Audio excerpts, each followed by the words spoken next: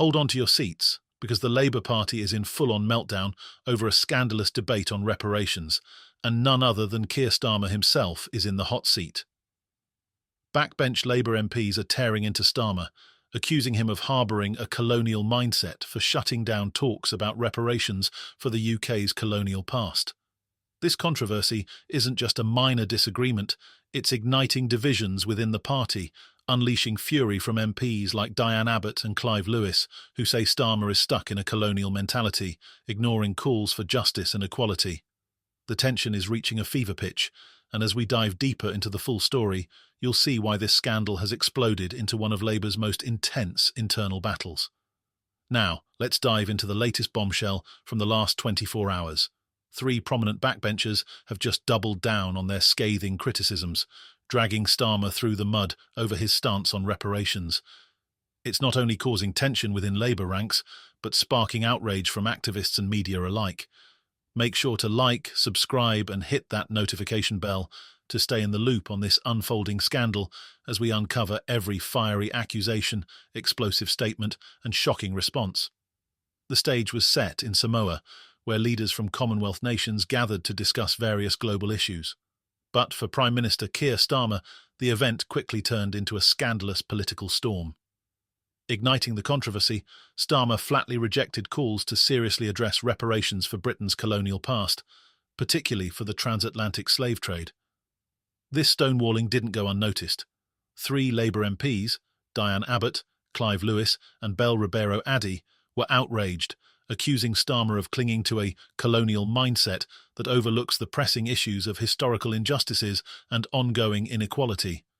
But how did it come to this, and why has the Labour leader's reluctance to entertain reparations sparked such an explosive reaction from his own party? To understand the scandal, we need to go back to the Commonwealth meeting itself, where Starmer reportedly sidestepped requests from Caribbean and African leaders to begin formal discussions on reparations. In an attempt to justify his stance, Starmer argued the Commonwealth should be forward-looking rather than fixated on endless discussions of the past.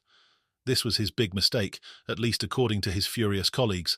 They insist reparations aren't about dwelling on history, but about rectifying persistent inequalities born out of colonialism and slavery that continue to impact people today.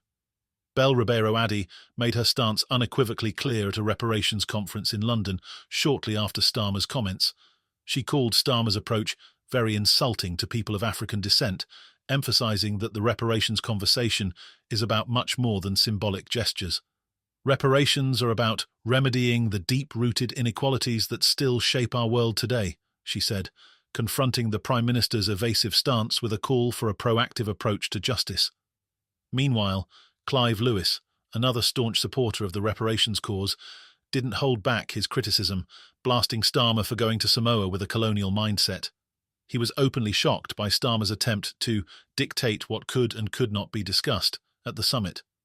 He made it clear that Labour had once pledged to establish a National Reparations Commission, a plan now forgotten or conveniently ignored under Starmer's leadership. In a statement loaded with resentment, Lewis argued that this issue isn't about rehashing the past, it's about acknowledging injustices that have rippled through generations and continue to create economic and social divides. Diane Abbott, one of Labour's most vocal MPs, took her criticisms to a new level by co-chairing the reparations conference. She reminded the audience, and her leader, of Labour's past promises. At the heart of her message was a call for accountability. Reparations are about addressing the present, not merely atoning for past sins. According to Abbott, a refusal to support reparations is a failure to understand that the legacy of slavery has created structural inequalities that affect millions in the UK and worldwide to this day. Her implication was loud and clear. Starmer's leadership is out of touch with the needs of those who have suffered most from Britain's colonial past. The timing couldn't have been worse for Starmer. In a twist of irony, the Commonwealth leaders in Samoa collectively endorsed a resolution that acknowledged the time has come to start a conversation on reparatory justice. Signed by 56 leaders, including Starmer, the resolution called for a meaningful, truthful and respectful conversation on justice for the legacy of the slave trade. However, in a press conference after the summit, Starmer seemed to belittle the significance of the resolution, dismissing it as a small part of quite a long communiqué, igniting more outrage from his MPs and critics alike. His apparent disregard for the issue was perceived as yet another example of his reluctance to address Britain's colonial legacy, a stance his backbenchers are making sure doesn't go unnoticed. Amid the chaos, a source from Number 10 hinted at a potential compromise, suggesting that the UK might support reparatory justice in the form of financial institution reform and debt relief for former colonies. The source noted that some multilateral institutions have historically burdened developing countries with high-interest loans, exacerbating their economic struggles. But this half-hearted offer only added fuel to the fire. Abbott and Lewis shot back, arguing that this was a watered-down gesture, far removed from the full reparatory justice they envision. The scandal continued to spiral on British media channels. Anti-racism activist Iman Ayton appeared on GB News in a heated debate with Jacob Rees-Mogg, who argued that former colonies should be thanking Britain for bringing them rule of law, democracy, and capitalism. Rees-Mogg went so far as to claim that the British Empire was an amazing force for good, asserting that Britain's influence helped raise living standards in these countries. Ayton hit back hard, calling out Rees-Mogg's comments as insensitive and offensive, especially given Britain's brutal role in the slave trade. She argued that just as Germany paid reparations to Jewish communities post-Holocaust, Britain should recognise its responsibilities for the atrocities of slavery. The segment spiralled as Rees-Mogg dismissed Ayton's arguments as nonsense, suggesting that her historical interpretation was flawed. However, Ayton's fierce rebuttal struck a chord with viewers, reigniting the debate on social media about Britain's accountability and the appropriateness of Starmer's stance on reparations. Back in Westminster, Labour's internal conflict continued to simmer, with sources close to the Labour leader attempting to downplay the impact of the controversy.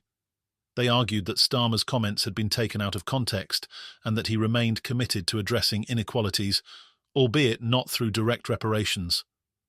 But Abbott, Lewis and Ribeiro Addy aren't backing down. In fact, they seem more determined than ever to expose what they see as Starmer's refusal to engage with the real issues facing minority communities in the UK. As we await the next development, it's clear that Starmer's dismissive stance on reparations has created a scandal that's dividing the Labour Party. His own MPs are publicly defying him, accusing him of clinging to a colonial mindset and turning a blind eye to the demands for justice from Britain's former colonies.